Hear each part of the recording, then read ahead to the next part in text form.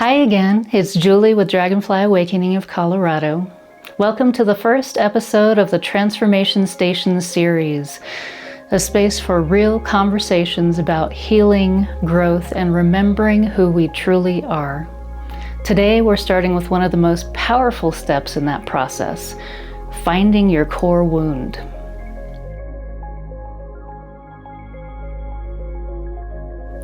First, I want to be clear that finding your core wound isn't about digging up pain just for the sake of reliving it.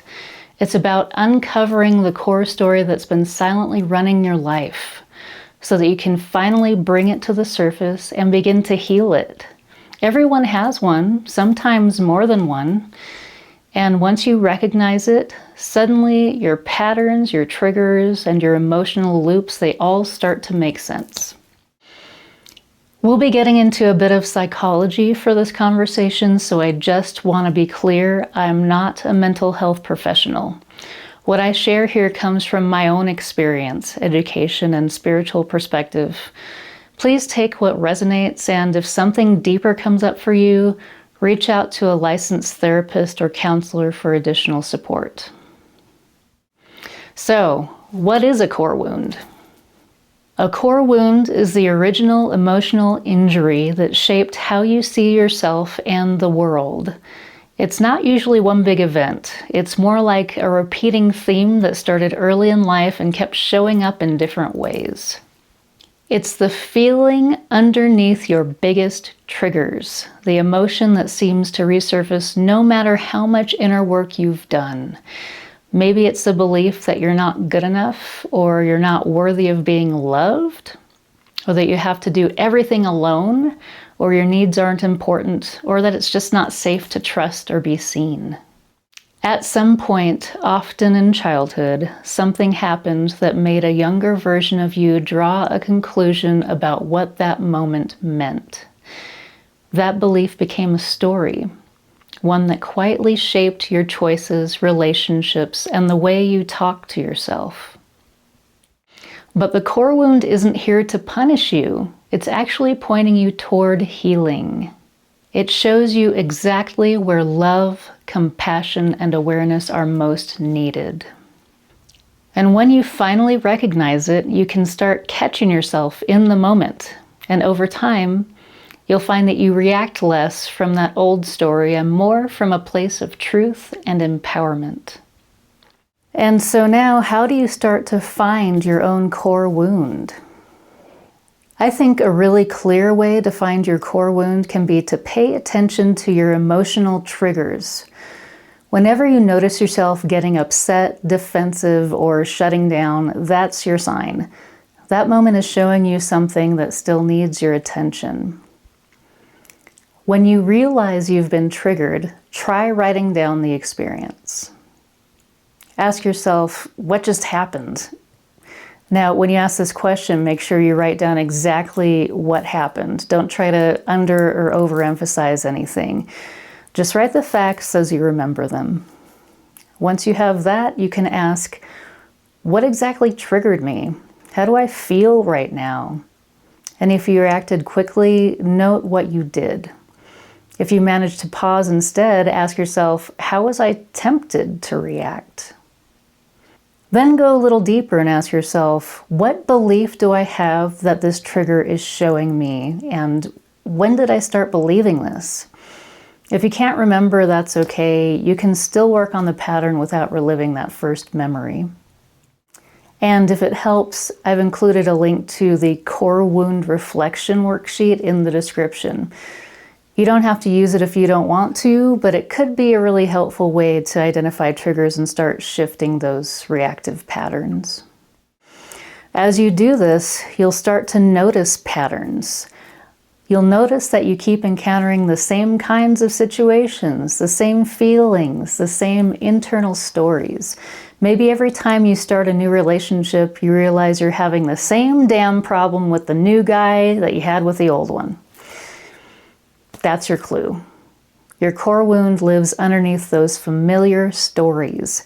It's what keeps recreating the same experience until it's finally seen, understood, and healed. So I'll use myself as an example. My core wound is centered around feeling unheard and undervalued. Growing up, I often felt like my voice didn't matter.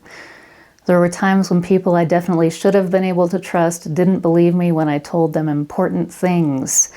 I was interrupted a lot, ignored a lot, and dismissed a lot. That wound really took root when I was in 4th grade. My teacher screamed at me relentlessly about anything and everything every single day. I had come home crying and just completely exhausted and defeated. I didn't understand. I thought I was a good kid, but maybe I was wrong. No matter what I said or did, none of it was ever right in his eyes. I was desperate to switch to another teacher's class, but the principal wouldn't let me. He said it would be unfair to anyone else who might want to switch classes. And that just felt like another message that what I needed didn't matter. That experience reinforced the story I'd already started to believe, that my voice didn't count, that how I felt didn't matter, and that I was somehow always wrong. And because those beliefs became so deeply ingrained, my experiences kept reflecting them back to me time after time after time. The same theme would replay over and over until I finally began to recognize it for what it was, an invitation to heal. Even now, that old feeling can still surface sometimes, but now when it does, I see it for what it is, a reminder of how far I've come and how much power I've reclaimed. And I want to say this clearly, just because you've recognized your core wound doesn't mean it instantly disappears. Awareness is just the beginning. Like changing a habit or persistent behavior, it takes time, practice, and compassion to rewire how you respond. So try to be grateful for your triggers. Does it totally suck to be triggered? Absolutely. But your triggers are also your teachers. They show you exactly where your healing still lives and what's really driving the patterns in your life. Another way to uncover your core wound is to notice the moments when you feel bad about how you treated someone else. You've probably heard the expression, hurt people hurt people. Nobody wants to be the bad guy, but when we're carrying unresolved pain, it often leaks out, and sometimes we don't even realize it. Maybe you snapped at someone who didn't deserve it. Maybe you shut down or pulled away when someone tried to get close. Or maybe you found yourself being overly controlling or defensive in a situation that didn't really call for it. When that happens, instead of just feeling guilty, take a step back and look at what was really going on. Ask yourself, what was I actually feeling right before that reaction? Did I feel unheard, unappreciated, rejected, or out of control, or maybe just impatient or irritated? What did that moment remind me of? Or maybe even better, who did that person remind me of? Sometimes the person you reacted to might remind you of someone who hurt you in the past. Other times, they might reflect a part of yourself that you've rejected, a version of you that you don't want to see, but need to in order to heal. Remember, other people act as mirrors. They reflect both the light and the shadow within us. They'll often show you parts of yourself that are still asking for love and awareness. Chances are the emotion underneath that reaction will feel old, something you've felt many times before. And that's your clue again. That's your core wound being reactivated. We all have moments when we react from pain instead of presence. It doesn't make you a bad person. It just means there's something in you that's still asking for love and understanding. If you can meet those moments with honesty and compassion, they can become some of your most powerful teachers. Each time you recognize a reaction like that and choose awareness instead of self-judgment, you loosen the grip of that old story. That's the beauty of awareness. It transforms what once felt painful or shameful into wisdom. Another way to uncover your core wound is by looking at your astrology chart, specifically at Chiron, also known as the wounded healer. Now, I'm not a professional astrologer, but I did want to mention this as another way to gain some clarity. If you're in a season of life where everything feels like it's changing or maybe even falling apart, it's easy to feel confused or foggy. Sometimes when there's a lot of emotional noise, it can be hard to find clarity just by examining your thoughts, emotions, and behaviors. That's when astrology can really help. Looking at my chart, especially Chiron, gave me a clearer understanding of what I was moving through when I couldn't quite see the bigger picture. It helped me connect the dots and make sense of the patterns that kept showing up in my life.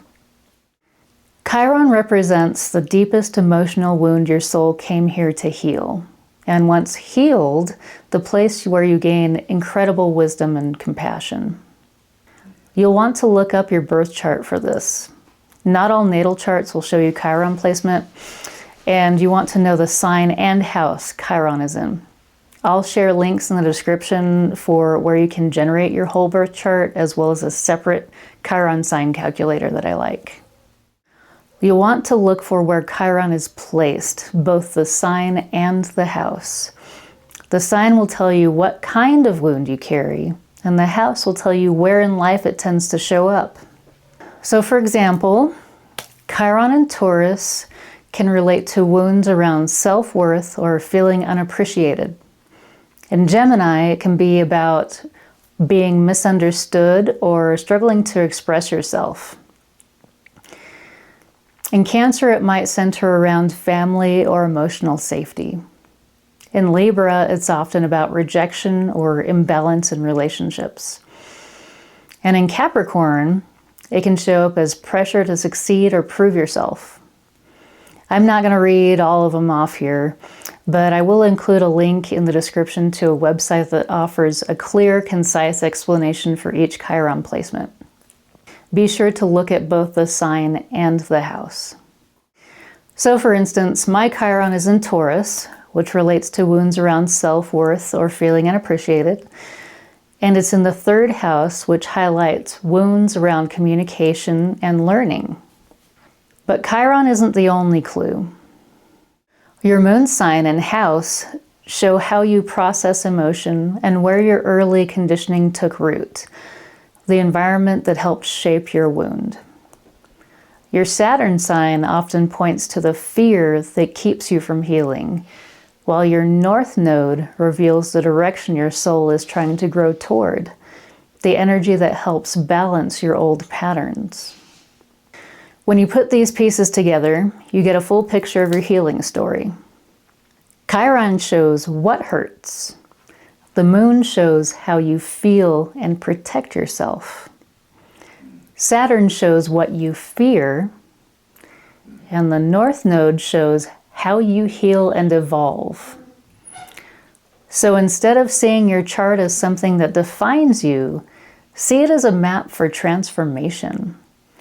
It helps you understand not only where your wounds began, but also how your soul planned to rise beyond them. Okay, so now that you've identified your core wound, what do you do with it? The first step is actually exactly what we've been talking about: awareness. Keep paying attention to your reactions, your triggers, and those moments that bring up guilt or discomfort. Write them down. Notice what's happening when you're triggered or when you catch yourself acting out of old pain. This isn't about judgment, it's about understanding. Awareness is what gives you a choice. When you can see the pattern clearly, you can start to pause before reacting. You can choose a different response. And over time, those small choices start to rewire how you see yourself and the world around you. That's how healing happens, not by forcing yourself to change overnight, but by bringing gentle awareness to the moments that used to run on autopilot. Every time you notice, pause and respond with consciousness instead of reaction. You're dissolving a little bit of that old story and strengthening the truth of who you really are. And here's something important to remember. Your core wound isn't just something to heal.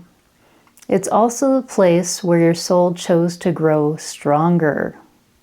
That's why we keep revisiting the same themes, the same experiences, the same lessons throughout life, because those are the areas where our soul is building its greatest strength. If you've spent a lifetime feeling not good enough, it's because your soul wants you to discover that you are more than enough. If you've struggled with feeling unworthy, it's because your soul wants you to realize you're valuable beyond measure. Your core wound is like a slingshot.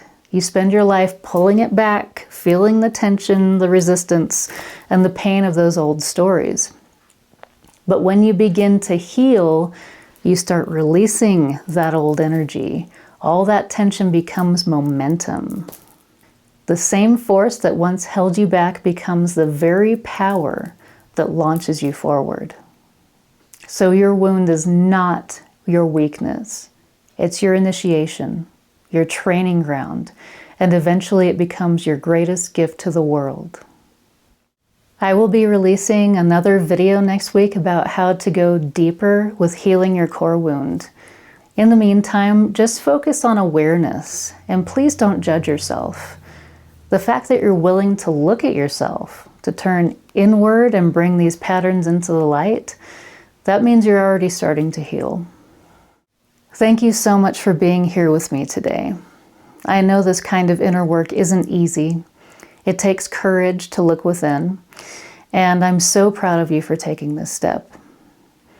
If you'd like some extra support as you work through this, be sure to download the Core Wound Reflection Worksheet linked in the description below.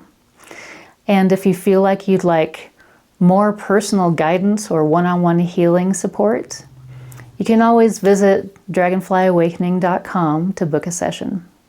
I'd also love to hear from you. Let me know in the comments how this resonated for you or what you discovered about yourself while doing this work. I read every comment, and it means a lot to me to know how you're doing on your journey. If this video helped you, please like, subscribe, and share it with anyone who might benefit from it. It really helps the channel grow and helps more people find this kind of healing work. Thank you again for watching and for allowing me to be part of your transformation journey. I'll see you next week for episode 2, Healing the Core Wound. Until then, take care of yourself and keep shining your light. Bye.